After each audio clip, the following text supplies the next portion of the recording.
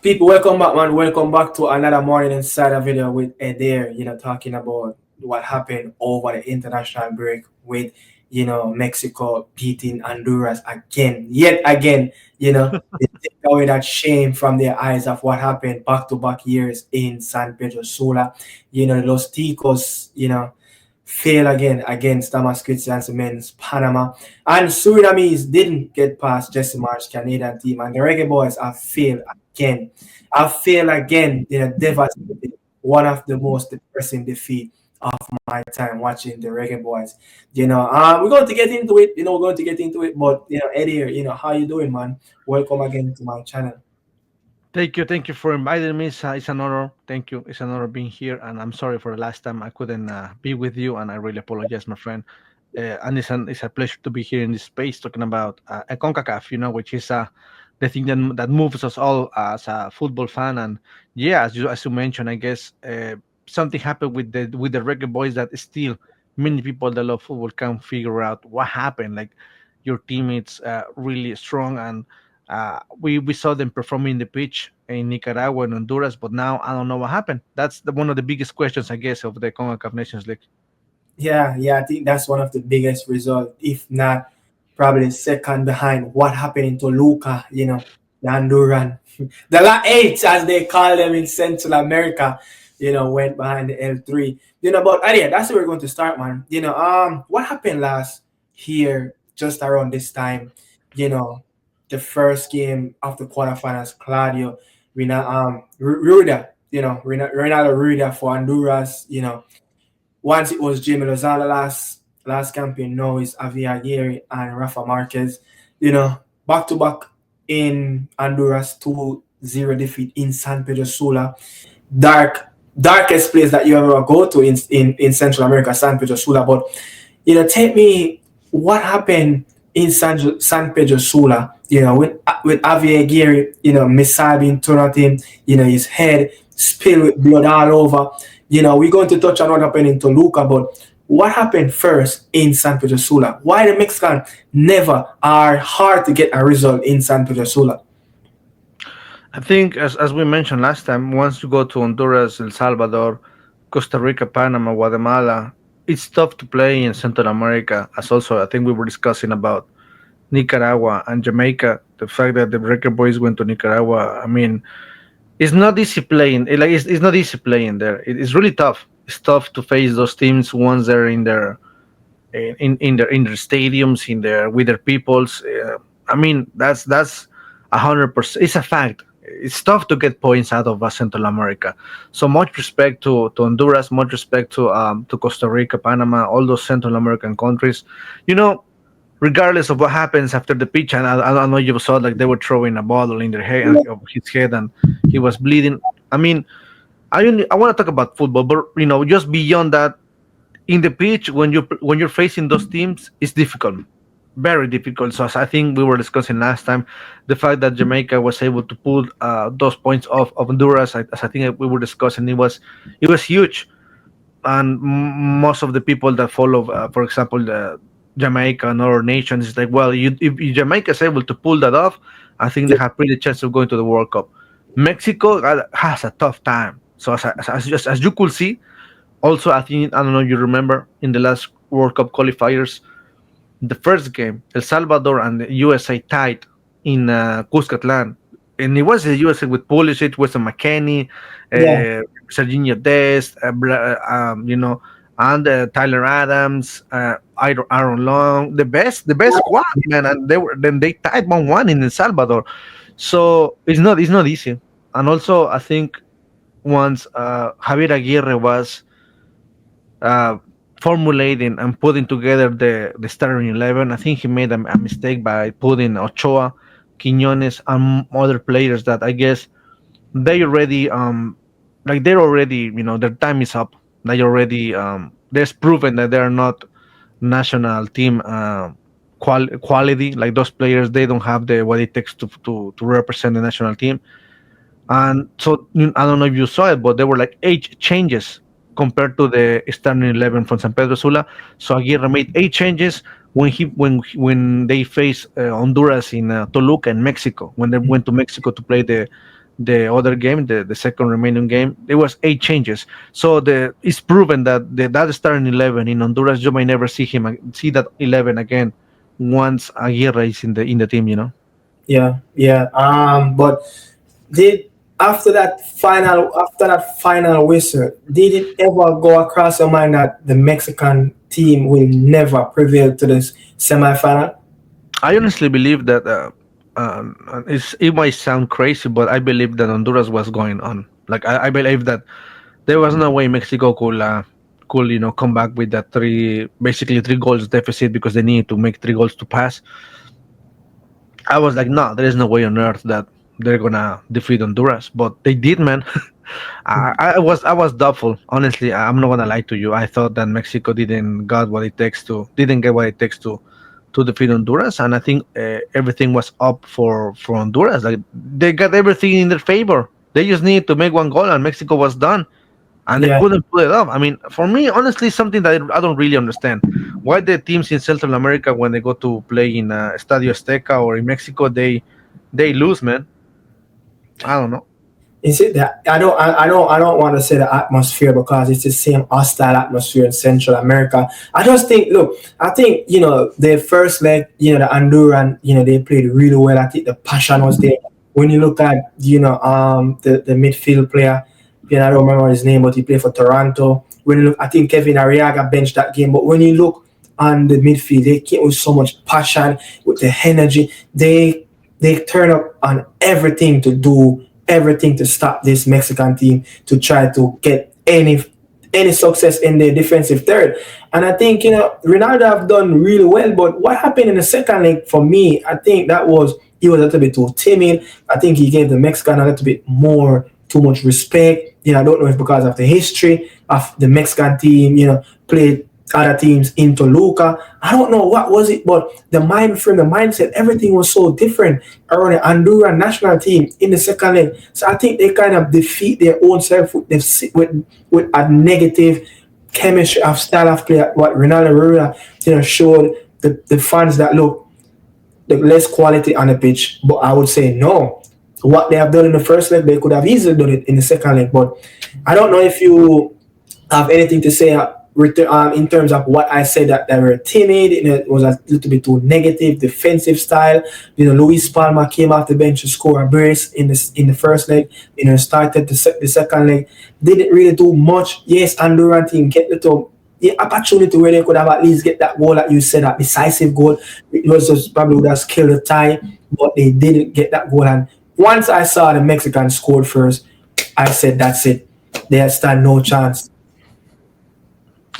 Now Luis Palma, they say he was injured, so he was starting the game injured, and then Mm, he put Obregon, and he couldn't stand the height, the almost 3,000 kilometers of altitude of height.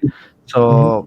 So that was a factor when the altitude when you play in such high place, like almost in a mountain. You're playing almost like all the way in a mountain hill, but regardless of that, I guess that I honestly believe, man, that the Honduras got a chance. Like if you saw the game, they were 1-0 almost until the 70th minute. So everything was in their favor in Honduras. I think they just were overconfident. I don't know what happened, honestly. But as you said, they got really good players. Honestly, for me, Kervin Arriaga, David Flores, Edwin Rodriguez, Menjiva, those players are top players, man, and they couldn't deliver, which is like I don't know, man.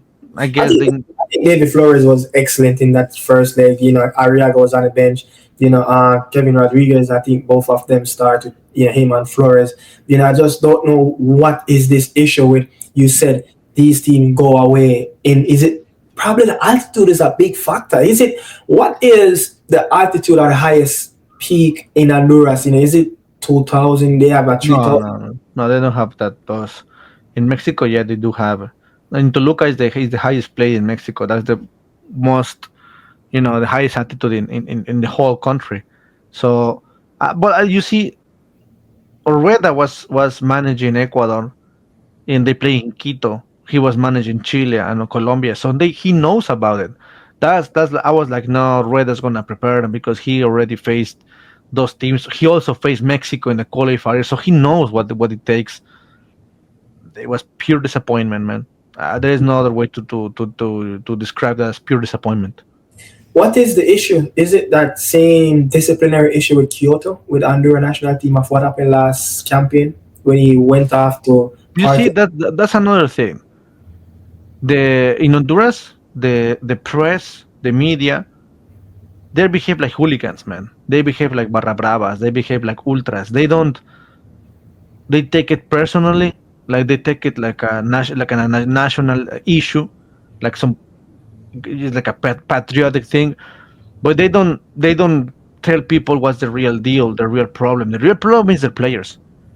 Just look how many coaches they have changed in the past 4 years. Like almost every year they're changing new coach. Yeah, They got Pinto, they got Coito, they got Bolillo Gomez, Diego Vasquez. Now they got Rueda. Five in yeah, like 5 years, 6 years. Tell me what's the situation over there. Also Costa Rica. They're changing coaches like pam pam pam pam, and there is no continuity. There is no project. There is no stability. And look, Panama, as I told you last time, you can Panama didn't go to the World Cup, but look at where they have come from, and now look their players. Look how they defeated the U.S., the Copa America they got. Yeah, they got issues with Costa Rica, but it's the most solid project I would say in CONCACAF right now. You might argue with also with Canada. Those yeah, are real projects. Those are real professional national teams that are trying to build up to get better. But Honduras, they say the problem is Rueda. How? Like, how is Rueda the problem? I guess it comes down to the players. The players, they are they don't behave. They have disciplinary issues. They have, as you say, behavior issues. The mentality is really poor. I mean, I don't know, man. Also with I think also relates to with Jamaica because you dudes like in Jamaica, you face the toughest matches in the probably the whole world in the Premier League, and you're unable to defeat the US, or you're unable to defeat Honduras, or you have issues, facing these teams with Mexico, Canada. I don't know, bro. Honestly, there is something over there. You as a Dragon Boy supporter, I mean, you also, I don't know. I don't explain myself. I can figure why Jamaica doesn't pull it off. Like you dudes have everything what it takes, but like if something happens and you go down like that. I yeah, don't know, man. That's you see. I think CONCACAF is one of the most bipolar confederations, if not the most bipolar confederation in the whole world. Like it's like this. It's like a carousel, man. One day you're up, one day you're like down, man. It's crazy. yeah. But that's where I'm going right now because look, the US, traveled to Kingston, 4 days before the second leg in St. Louis, Missouri, and they walk away with a 1-0. We got a red card, Miss Nolkit got a red card in the last quarter of the game. Stupid, stupid, stupid challenge. But I just feel like the US team, they came much prepared, they came much organized, and I think what I'm seeing with a Pochettino team than what previously, Greg Berhalter. I think this team is much more. It's a control team. This team is a more organized team. Pochettino seems like he's getting the best out of individual players and bringing them collectively as a unit. I think now this team is a little bit more tougher. Previously, the US team, when they travel away, the away history with the US team in CONCACAF, it's rubbish. The last two times they go to Trinidad, they lost, so that tells you everything. But this team is building, Pochettino is building a much stronger team that can compete on the road in CONCACAF. You just said this federation is like a bipolar. 1 minute you up, 1 minute you down. So I think, they just got the better of the Reggae Boys on the day. We underperform again. Big name players yet, to make a mark, for the national team. What's your takes on, the Mauricio Pochettino era and the Greg Berhalter era? In the German Hunter era, it was, I think it's like a gossip, like a telenovela, like a reality show. I don't believe Ben Halter was the main man. I don't know if you saw his numbers. He only was good against Mexico, but again, other national teams, he was just performing really bad, like a lot of issues.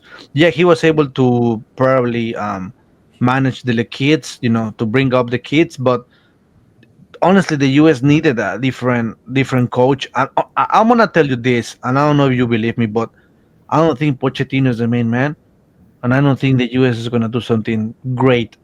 And I think it was the problem with you guys. Like you guys gave up the game. I think you guys didn't. Right. Yeah. I think it's more of the Jamaica's fault than the US, because the US, they did what they had to do. They're professionals, and you know that their mentality is one of the best in the world, because the US That's always they like that's his the mentality. that's the difference right there. And the mentality, was totally different from what the Reggae Boys players were really pumped up to do. I think the US, they came with the mentality to get a result. Us at home, we were just, I don't know what we were doing. And reports were flying around that, look, some of these players, even go to party before the game, and this is not the first time it has been happening. It happened under Av Grimms, the Icelandic coach previous, and now it's been happening again. So there's a big virus in this federation amongst the administration, the coach, the players. Anarchy, bro. Anarchy is that there is no like a standard of this is what we're gonna do, because a lot of national teams they There's do no have it. What? You said like they don't know what to do, like there's no identity. No, no, no. There is no like order, like standards, like discipline.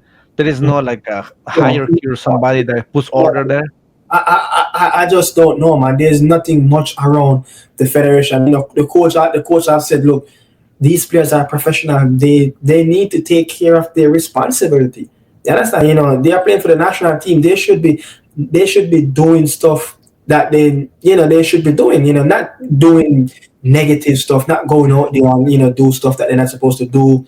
They should take full responsibility of what their action is, and to be a professional. They are playing for the national team. They're in the national setup. They should act professional.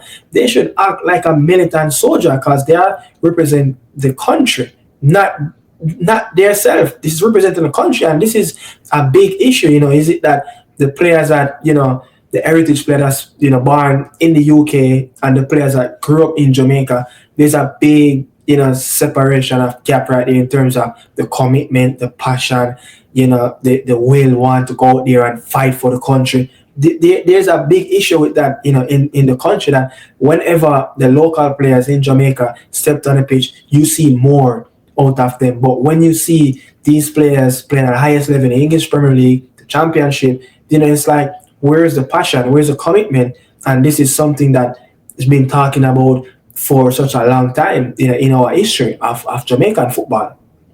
I don't know what you guys think about the Reggae Boys. You guys might see them mighty with big players like Antonio, Leon Daly, all these players, them are great. Ethan Pinnock, Andre Blake, the best goalkeeper in the MLS, over a couple of years now. So I don't know what you guys been thinking, like, but it's compared to what we know what's happening in Jamaica, it's a very small team because no identity, there's no passion, there's no commitment to fight on the pitch. You see how the Honduran, they fight the Mexican on the pitch. There's none of that in Jamaica at this moment.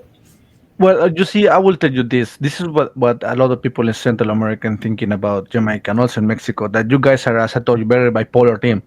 Like you guys are not gonna pull it off. Like Jamaica is not as scary as as you think. That's what people think. It's like you believe there are lions, but Mm-hmm. when you're fighting, they're like little cats. That's no, for real. Like you guys, like, man, they got Pino, they have Antonio, they have Leon Bailey, they have probably Mason Greenwood, and then when you guys gonna pull in the pitch, nothing. So it's Nothing. like clickbait. You're basically like clickbait guys. No, for real. That honestly, if you ask me, like me personally speaking, I think you guys are gonna pull it off. It's gonna be huge. Like it's not gonna be easy, man. It's not gonna be easy. But I see you guys in the World Cup. I see Panama, Costa Rica, and you guys in the World Cup. You might be the third place, like really tied with another country, It's gonna be probably tough. Suriname or I don't know, Suriname, I guess. But you will It's, make it to the World Cup, and it's then there's another two teams. The other two teams might be, as I told you, Suriname, and the other might be probably on. No, I don't see Honduras. Like I Guatemala. don't know, Trinidad and Tobago or Curacao or even República Dominicana, Dominican Republic, or like a crazy thing. But I don't see Honduras. I don't see El Salvador. I don't see Guatemala pulling it off. I think you guys are. It's gonna be tough. Trust me. I'm not saying like, oh, you guys are gonna rule Concacaf. But out of every single national team, you got what it takes. But it's gonna be tough. Yeah. There's this thing right now in the here that we might not make the World Cup because of the issues, complacement of the players, a lot of fans calling for more quality players, which I don't think the quality is the problem. The quality It's management. The problem is management, man. management is the big problem because there's a big virus, there's a big bug. Bro, in paper, you guys have one of the most toughest, most prepared teams in CONCACAF. Like honestly, if you guys were able to have a manager or like a play style, like like identity, the way of a 4-2-2, 3-2-2, like a scheme, a tactical way of playing that is really already settled, and like for example Panama, you know how they're gonna play, so Yeah, yeah, there is what's the structure. If you guys got a structure and you perform that style of game every single time that you play, you will be a team to reckon on in here in the CONCACAF. But you guys are once like, for example, the way you play versus Honduras or Nicaragua is like, well, that's the Jamaica we probably know what they are. But yeah, then you're like, I don't know, the players are like, now I don't feel like playing. I don't know, I'm not gonna play, man. And they give up. yeah. It's sad, man. Or I probably believe you're frustrated to see that stuff. I Easy. would be frustrated, man. Yeah, but the Panamanian, prevailed over the two leg over the Los Ticos. They beat Costa Rica in Costa Rica and draw in Panama City 2-2. That not a result many Panamanian probably would have expect to happen in the return leg, but they managed to pull it off. They are true, and they will face the U.S. men's national team. But talk me through over the two leg of that game. Los Ticos and Panama. Well, as I told you, I think also a team that's gonna be in the World Cup is Costa Rica. They don't have their like the under 17 or under 20, under 23 squad performing, but the fact that those dudes were like 23, 22, 21, 18, 19 years of age, it Yeah, just tells you that the Ticos are gonna be it's gonna be one of the toughest teams in CONCACAF to face, because most of them are young. They yeah, already played in a Gold Cup 2 years, 1 year ago. Yeah, 1 year ago with Luis Fernando Suarez. They played already Copa America. They already played Nations League. They already played World Cup qualifiers. yeah, So that, and most of them are in Europe, man. yeah, Like 90% of the team is in Europe. yeah. You And saw, you saw versus Panama. That game was like, when I saw that, I was like, no, these dudes are going to the World Cup. And I don't like Costa Rica. I honestly, I hate Costa Rica in football. I love the country and people, but in football, I don't like Costa Rica. It's a team that I don't like. I don't like it. I despise it. But at the same time, I gotta be objective and talk about football. But that team's gonna be. It surprised me. It shocked me because those dudes, when they put like they get the national team, the jersey, it's like they change, man. Like they're gonna go after it, man. And they're young, man. Like they're 22, 21. More like the oldest is like 23, and man, it's like, man, they gave Panama a run for their money, man. And Panama is probably the best team in Central America, yeah, and they I were think, like minutes of defeating Panama. yeah, it was very close. Yeah, it was very close. But to be honest, I've seen a lot over the few tournaments that the Los Ticos have played. The first one, yeah, I think it was under the previous coach Gustavo. Very good, excellent team. I think they have one of the best strikers soon to be in the region in Ugalde, playing for CA Moscow. played. I think he scored at 3 goals over the weekend as well. I mean, when I look at it, you said young players. I think this team, give them until the final round of the World Cup qualifier.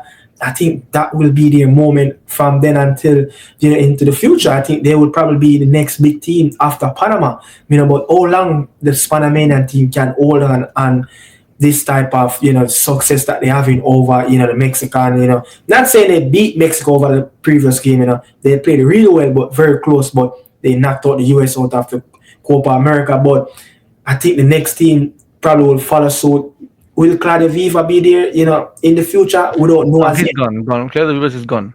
He's gone. They're You know, looking for a new manager.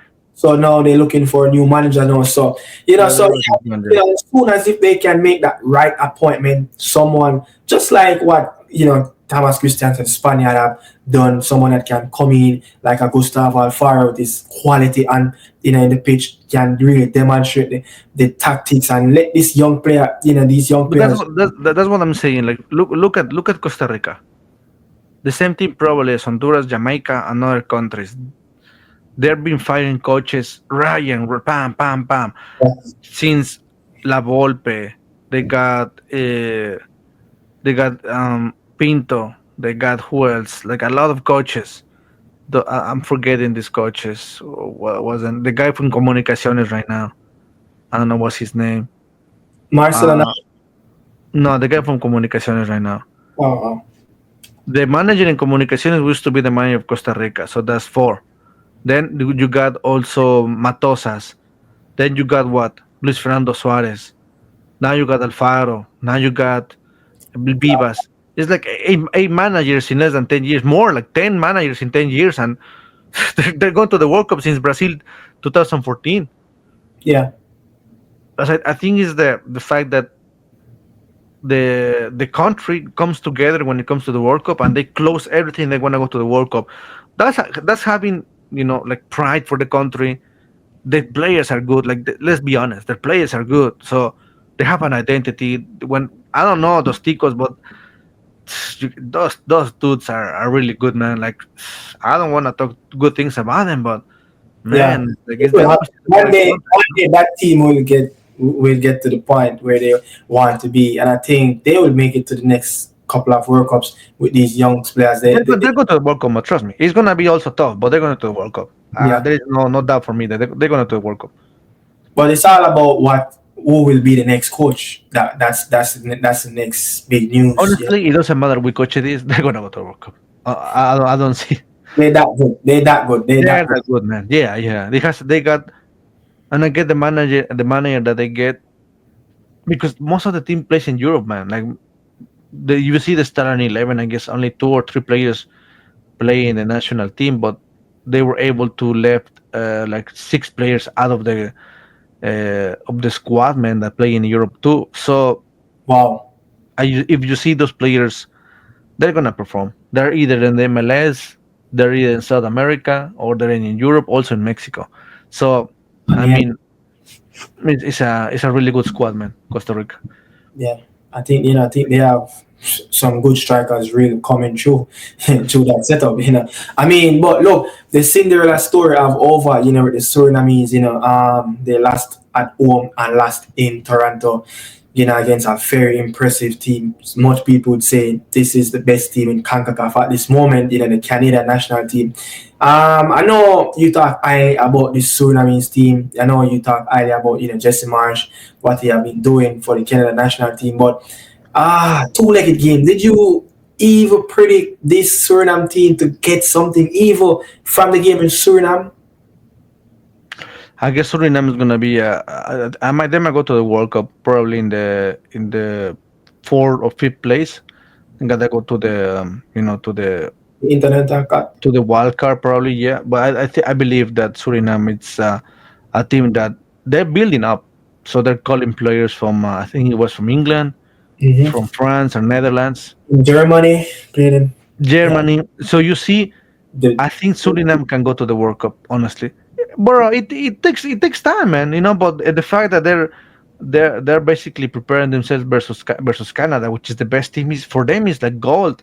those opportunities you're able to play Canada, Mexico, Jamaica, but most importantly Canada. I think is the best team in CONCACAF right now is Canada. Yeah, Scheppenborg, they got Larai, David, Buchanan, man, yeah. Eustachio, Bombito, man, that's a really good team, man. Like, man, players in Inter Milan, players in Lille, players all over Europe, man. God, man, I think it's the best team in CONCACAF right now. Yeah, I think it's a well-hired machine team. But watch Yeah, out with Suriname, man. Like they know what they're playing. They have a style, yeah. and man, it's gonna be tough for everybody that plays Suriname, man. You see, you think this Surinamese team look more of a team than the Reggae Boys? No, no, no. I think Jamaica is more of a team, but because they have played together more times than Suriname. But Suriname is building up. It's gonna take a time. It's gonna take time for them to find like starting 11, a way of playing, because it's about repetition. It's about playing together, not one or two or like 10 matches, 20 matches. You guys have already a process. You are very familiar of the faces you're gonna call, but Suriname is still building up. It's taking time. It's taking time. But when it comes to March, when it comes to June, you want to see a different phase. And the fact that they also have sometimes they have friendly games, I believe that Suriname is going to be there. It's going to be a team that my I consider them to have a spot to play for a World Cup spot. Yeah. What do you think about the Saudi Arabia team? Potentially in the Gold Cup group stage. I think it's good because I think most of the players are like nationalized. Some of them from Egypt, some of them are for other countries, but it's a tough team. Yeah, we saw Qatar in the last two World Cups. Qatar, I think, was in a group with Mexico. Qatar is Qatar. I don't know. No, but Saudi Arabia, they've been champions sometimes in Asia. Their league is really tough. Their Saudi Arabia league. It's one of the best now in the world. Yeah, It's gonna be a tough team. they will be without four of their top players that play for Al Hilal in the team Yeah, that. because they're gonna be in the World Cup club World Cup. No, I mean again, as I told you, it's gonna be a difficult team to match, and I'm excited, man, because those are the teams that and their culture, like culturally speaking, or their way, like they want like the king of Saudi Arabia. They want them to perform. So it's like they got pressure from their country because they don't perform, they're gonna be punished when they go back home. So yeah, bro, I think it's honestly people are like like no, no, no. I think honestly Saudi Arabia is better than most of the teams of Central America and most of the teams in the Caribbean because they know each other. And you saw them; they defeated Argentina, man. Yeah, I'm, yeah, I'm just saying. I'm yeah, just yeah, saying, man. yeah. You're right. You're right. I think they might do something different than what we saw Qatar in 2020. We saw the Qatar team went to the semi-final, and last World Cup they went to the quarterfinal. So, let's see if another Asian team can make one step into the final. Of what No, Qatar no, done. no. Final, no, bro. No, that's too much. Probably quarterfinals. Probably quarterfinals. Probably, but you remember when we talk about the Trinidad and Tobago team about Yeah, potentially have Dwight York, might be the head coach. No, he's a worker. No, he's a coach now, right? no, when we talk about that, it was rumored, it was report, but now he's officially the head coach of Trinidad and Tobago. Man, we saw Trinidad in previous year they almost defeat the US over two-leg game in the Nations in No, quarterfinal. they defeated them, but the fucking referee. I'm sorry, but I don't like the US. The referee gave them more time. I don't like the US, man. I'm sorry. I'm from Mexico. I will never talk good about the US. It's my job to talk about them, but I always wish they lose, man. Yeah, yeah. I don't like the US, man, but I mean, hopefully from here until the World Cup qualifying, and the Trinidad and Tobago team can really do. Watch out with them, man. Watch out. Trinidad Yeah, and Tobago, like they defeated Mexico. They have defeated the US. They were able to get US out of the World Cup. They were able to get Guatemala out of the World Cup. They went to the World Cup. That team is a tough team, honestly. yeah, It's a sneaky team. They will not forgive you, man. You gotta watch out with them. I yeah, know that.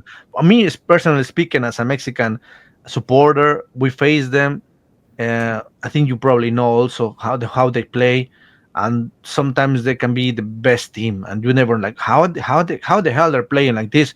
Sometimes they can be like a candy in their mouth, but no, it's tough. That team is gonna be something to watch out, especially York, which he has experience. Yeah, It's very gonna be expensive. tough, man. Yeah. But yeah, anyway, then I come to end of the morning inside the show, man. Really appreciate your service over here. Really appreciate you staying up late at night. Right now, it is midnight. Yeah, it is midnight doing this record, man. But yeah, thanks. We will do it again. I'll let you know when it's a time. But I mean, you have anything that you want to say before we close out? Thank you very much for having me here, man. And again, I'm look forward to the next time we are here discussing about CONCACAF, man. And Yeah. thank you for the invitation. We have a long break, couple months before the next international window. What will you be doing before? I went to Nicaragua, man. I went to Nicaragua. I went to Central America, and I've been covering the beautiful game, and I'm excited for it comes. Also, you gotta do videos of America, man. I'm waiting for those videos, man. Yeah, yeah, yeah. Just give me some time. I'm working on some. I'm working on some project. Working on some project, man. But yeah, again, man. We out, man. Thanks for watching Nicardo Media House in the morning. Sana show with Adair talking what's everything best about Kankaka football.